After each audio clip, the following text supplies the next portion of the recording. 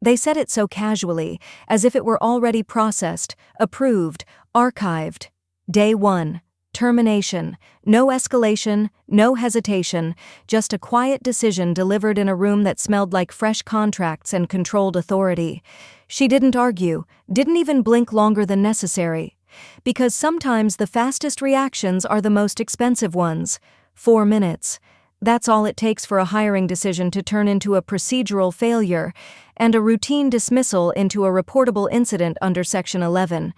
And somewhere, far from that room, an inbox had already begun to change the outcome.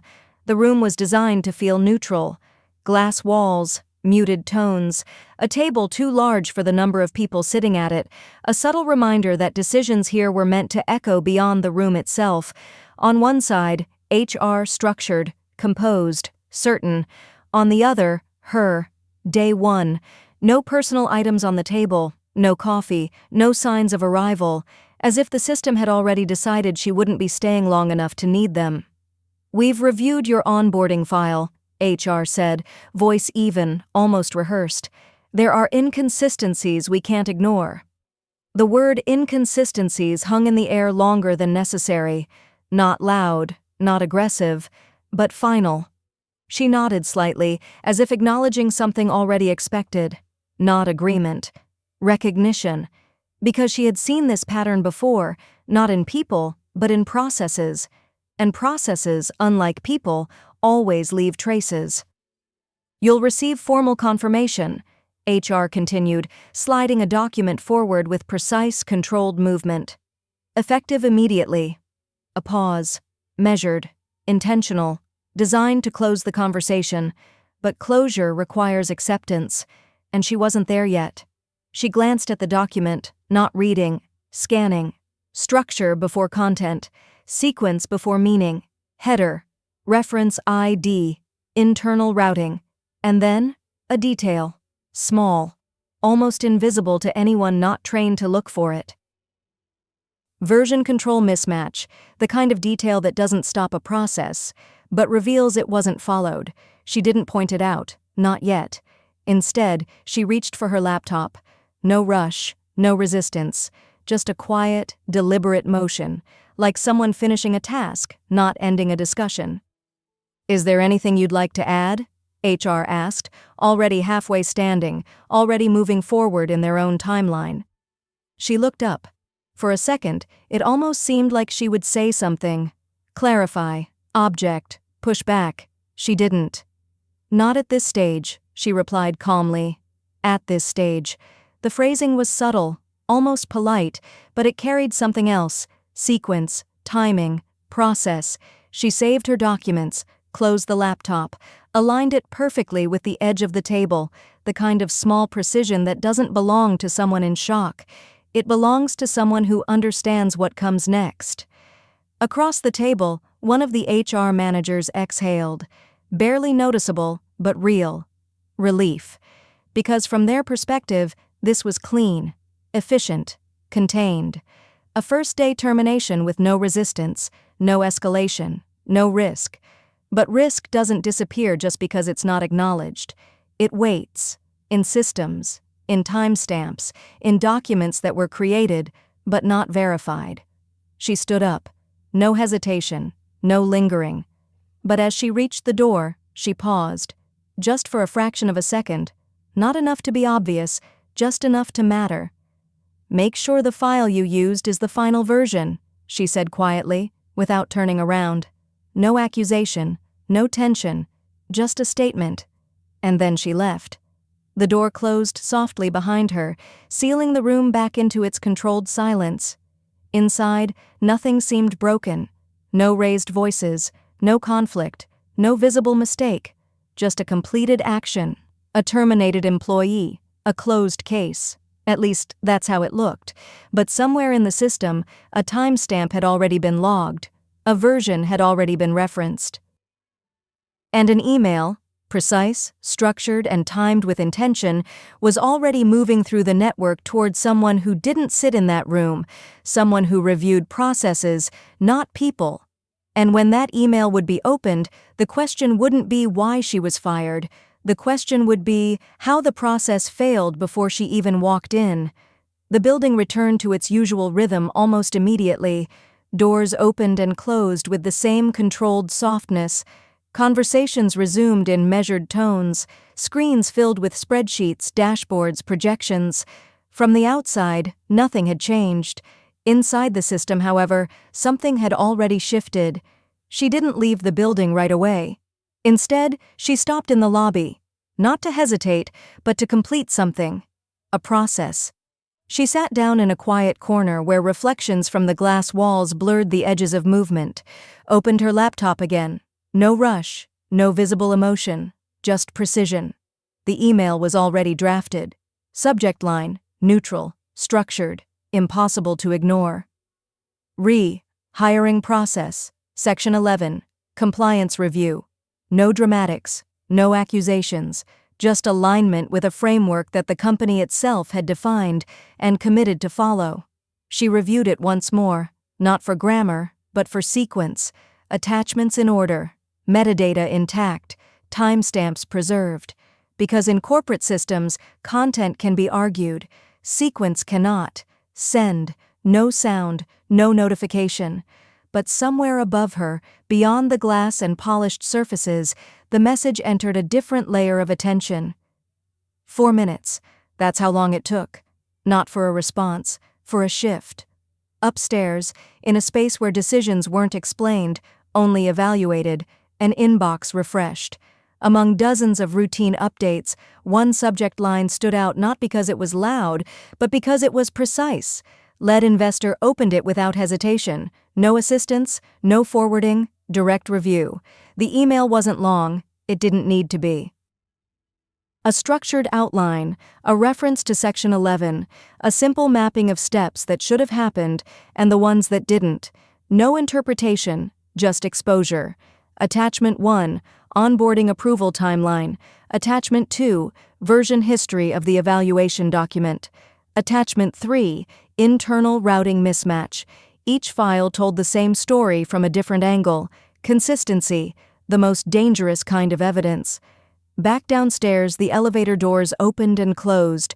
People stepped in and out, unaware that the narrative of the morning had already split into 2 versions. One, the official one, clean, efficient, closed. The other, the one now being reviewed, incomplete, misaligned, risk-bearing. She closed her laptop again. This time, for real. No need to wait. Because once the process leaves the room where it was created, it no longer belongs to the people who initiated it. It belongs to the system. And the system had just been given something it couldn't ignore. Upstairs, the investor leaned back slightly, not reacting, calculating. Because this wasn't about one employee. It was about control. If Section 11 had been bypassed, even once, it meant something larger. A process existed on paper, but not in execution. And that creates exposure. Legal, financial, reputational. The kind that doesn't stay contained. The cursor hovered over the internal directory. One more click, and the hiring process would no longer be a closed file. It would become a reviewed event. Downstairs, she stood up. No urgency, no backward glance, just movement toward the exit.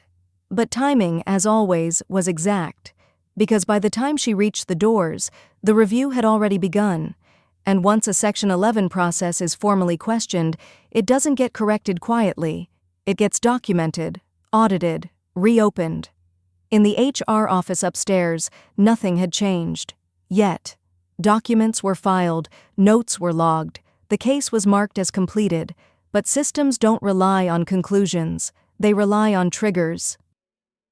And one had just been activated, the kind that doesn't ask for permission, the kind that doesn't stay local, the kind that moves upward, until someone with authority asks the only question that matters: who approved this sequence? And when that question lands, it doesn't stop at the document. It moves through every name attached to it, every timestamp, every decision, including the one made just minutes ago. Because what looked like a quiet dismissal was already being reframed as a process failure. And once that shift happens, the roles change. The one who left the building is no longer under review. The ones who stayed are. If you've ever seen a decision made too quickly, or a process treated like a formality instead of a system, pay attention to what happens next. Because this isn't about uvolnania, it's about control. When sequence breaks, accountability follows. Subscribe, and watch closely how a closed case turns into a documented failure.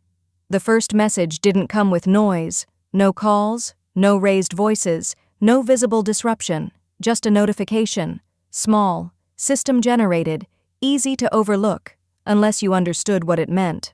Hiring process, Section 11, review initiated.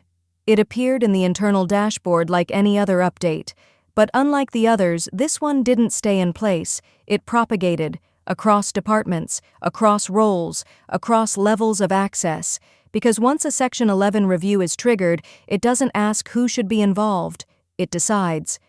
In the HR office, the shift was almost imperceptible at first. A pause in conversation, a second glance at the screen, then a third. "Did you initiate this?" one of them asked, keeping their voice neutral. Another shook their head. No one had, which meant only one thing. It came from above. The document they had closed less than 10 minutes ago reopened automatically. Status: under review. The label didn't accuse, it didn't explain, but it removed one critical assumption, that the decision was final. Now it was provisional, and provisional decisions require justification. "Pull the onboarding file again," the manager said, faster now, not rushed, but no longer relaxed. Folders opened, versions loaded, internal notes surfaced. Everything looked the same, at first glance, but processes don't fail in obvious ways, they fail in sequence. "Wait," someone said quietly, cursor hovering over the version history. "Why is this marked as v3.2, but routed as v3.4? Silence, not dramatic, not immediate, but heavy, because version discrepancies don't happen by accident, they happen when steps are skipped or overridden. "Check approvals," the manager said. This time, no softness, no controlled tone, just direct instruction. The approval chain loaded, names appeared, timestamps aligned, almost. "Who signed this at 8:12? No answer, because at 8:12, the system log showed something else, a draft, not a final. That's when the room changed, not physically, but structurally, the kind of change you don't see, but feel, because the narrative had just shifted from decision made to process breached. Upstairs, the review had already deepened. The investor wasn't reading line by line, they were mapping. Sequence, responsibility, exposure. Because a failed hiring process isn't a mistake, it's a signal, and signals scale. A second message was sent, short, directed, impossible to reinterpret. Provide full audit trail, all versions, all approvals, immediate. No greeting, no signature, none needed. Back in HR, the tone was gone. Now it was execution, files exported, logs extracted, access requests triggered. Because when audit language enters the conversation, the objective changes. It's no longer about defending a decision, it's about reconstructing reality. And reality, as it turns out, is rarely aligned with the narrative created under pressure. The version mismatch wasn't isolated, it connected to routing, to approvals, to timing. "Stop," the manager said suddenly. Everyone looked up. "Who authorized termination before final validation?" No one answered, not because they didn't want to, because the system already had. The timestamp, 8:17, termination logged. Final validation, 8:21. 4 minutes. The same 4 minutes that had seemed insignificant were now the center of the entire review, because in those 4 minutes, the sequence reversed. Validation after action, approval after execution, process after decision. And that breaks Section 11. Completely. Downstairs, the lobby was calm. People moved, conversations flowed. Nothing suggested escalation, except one detail. Security had just received a quiet instruction. Do not deactivate access yet.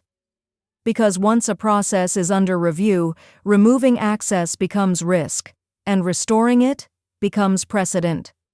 She was already outside, walking at the same measured pace, no urgency, no hesitation, because she didn't need confirmation. She understood systems, and systems, when triggered correctly, don't stop halfway. Upstairs, the final realization settled in, not as panic, but as clarity, the kind that arrives too late to prevent, but just in time to understand. This was never about hiring, or onboarding, or even termination. It was about sequence, and sequence had just exposed everyone involved. Because when a process fails under Section 11, it doesn't isolate responsibility. It distributes it across every name, every approval, every second that didn't align. And now, the question was no longer, why was she terminated? The question was, who allowed the process to break, and why wasn't it stopped? And that question doesn't stay in one room. It moves up. By 12 o'clock, the building had already adjusted. Not visibly, nothing dramatic, no announcements, no emergency meetings, just a subtle shift in how people moved, how they spoke, how often they checked their screens. Because once an audit is active, silence stops being neutral. It becomes informational. The request for the full audit trail had reached more than HR. Legal had been copied. Compliance had opened a parallel thread. IT had locked version histories from further edits. The system was no longer reactive, it was preserving. In HR, the files were now laid out differently, not as a case, as evidence, screens filled with logs, each line a timestamp, each timestamp a decision point. 8:12, draft approved. 8:17, termination executed. 8:21, final validation completed. The sequence didn't just look wrong, it read wrong, even to those who had created it. No one noticed this? Someone asked. Not accusatory, worse, genuine, because the most dangerous failures aren't hidden, they're overlooked. The manager didn't respond immediately. They were staring at the approval chain again, tracing it, name by name, because responsibility, like sequence, leaves patterns, and patterns don't lie. Zoom into routing, they said finally. The screen shifted. Internal paths unfolded, who sent what, to whom, and when. And there it was. A bypass. Not a full one. Just enough to accelerate the process, skip one validation, compress one step, save time. 4 minutes. It was marked as urgent, someone added quietly. As if urgency explained structure, as if speed justified deviation. It didn't, not under Section 11. Upstairs, legal had already reached a conclusion. Not final, but directional. The kind that shapes outcomes before they're formally stated. Procedural breach confirmed, scope under review. 4 words, enough to shift liability from theoretical to active. Compliance followed. Assess exposure across similar cases. That's when it expanded, because a single failure can be contained, a pattern cannot. Back in HR, the realization deepened. If this had happened once, it could have happened before, and if it had happened before, it wasn't an exception. It was a system behavior. The room felt smaller now, not physically. Structurally, because every document on the screen was no longer just data, it was traceable, auditable, connected. Pull last quarter, the manager said. No hesitation this time, because the question had already formed, and it wasn't about today anymore. The system began loading older cases, familiar structures, similar timelines, subtle compressions, minor deviations, nothing dramatic, individually. Together, a pattern. Upstairs, the investor didn't need confirmation, just correlation, because patterns don't require interpretation, they require response. A second directive was issued, clear, controlled, irreversible. Suspend all accelerated hiring approvals pending review. Back in HR, screens froze for a second, then refreshed. Access restricted, shortcuts disabled. Every process now forced to follow the full sequence, no compression, no bypass. Because when a system loses trust, It defaults to control. At 12:35, the first internal message about reversal scenarios appeared, carefully worded, non-committal, but present. Evaluate options for corrective action in recently closed cases. Closed cases, plural. That's when it became real, not theoretical risk, not procedural language, operational impact. Because correction, in systems like this, doesn't mean explanation, it means change, and change has direction. Downstairs outside the building, she had already moved on. No calls, no messages, no visible reaction. Because she wasn't waiting for outcome, she had already set sequence. Inside, however, sequence was catching up, fast, because once a process is forced back into alignment, everything that deviated becomes visible, and visibility creates pressure. By 1300, the dynamic had fully shifted. HR was no longer explaining a decision, they were reconstructing it. Legal was no longer advising, they were framing exposure. Compliance was no longer observing, they were mapping patterns. And the investor was no longer reviewing. They were deciding, because at this level, silence doesn't mean uncertainty, it means calculation. And when calculation finishes, it doesn't ask what happened. It defines what happens next. The question wasn't whether the decision would be revisited. The question was, on whose terms? By 1300, the building no longer felt neutral, not because anything had visibly changed, but because everything had. The same glass walls, the same controlled lighting, the same quiet movement through corridors, but now every action carried weight, every click had consequence, every silence had meaning. The directive came without introduction, no meeting, no discussion, no gradual escalation, just a system-wide update. All actions related to case ID, temporarily reversed pending final review. Reversed, a word that doesn't explain, it redefines. In HR, no one spoke for a few seconds, not out of confusion, out of recognition, because reversal doesn't question the past, it suspends it, and when something is suspended inside a system like this, it's no longer controlled locally. Does that include access? Someone asked quietly. The answer arrived before anyone responded. Access, restored. The same system that had processed termination had now undone it, without discussion, without approval from the room where it started. Because authority had moved. Up. Legal followed with a short note. Further action pending outcome of Section 11 review. No independent decisions authorized. That was the line, the one that redraws boundaries. Because from that moment, HR was no longer acting, they were waiting. Compliance added one more layer. Document all deviations, no retroactive adjustments permitted. No corrections, no edits, no quiet fixes. Only record. Which meant one thing, whatever happened next would be based on what already existed, not what could be changed. Upstairs, the decision had already been framed, not emotional, not reactive, structured. A process had failed, a pattern had emerged, control had to be restored. But control at this level doesn't look like punishment, it looks like redefinition. A message was prepared, not long, not detailed, but precise. Effective immediately, all hiring authority under Section 11 is centralized pending review, temporary suspension of delegated approvals.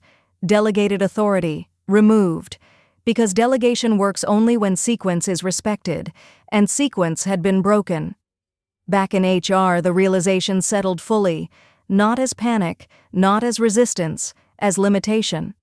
Because when authority is centralized, local decisions become irrelevant. And that includes the one made at 8:17. At 13:20, the final message of the day arrived. No headline, no emphasis, just a line inside an internal thread. Reinstatement under review, terms to be defined. Not if. Terms. That's when everything aligned. Because the process that had started as a termination was now being recalculated as leverage. And leverage, once created, doesn't return to zero. It shifts position. Outside, the city moved as usual.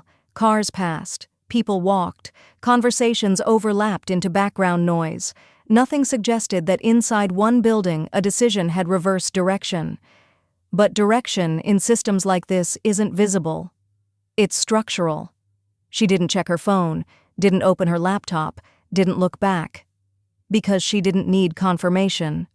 She understood something most people in that building had just learned the hard way. Decisions made too early don't end processes. They start them. And when a process is triggered correctly, it doesn't chase resolution. It defines it. By the end of the day, the roles were no longer the same. The ones who acted were now documented. The one who left was now positioned. And somewhere above all of it, where decisions are not explained but enforced, silence returned. Not the silence of control.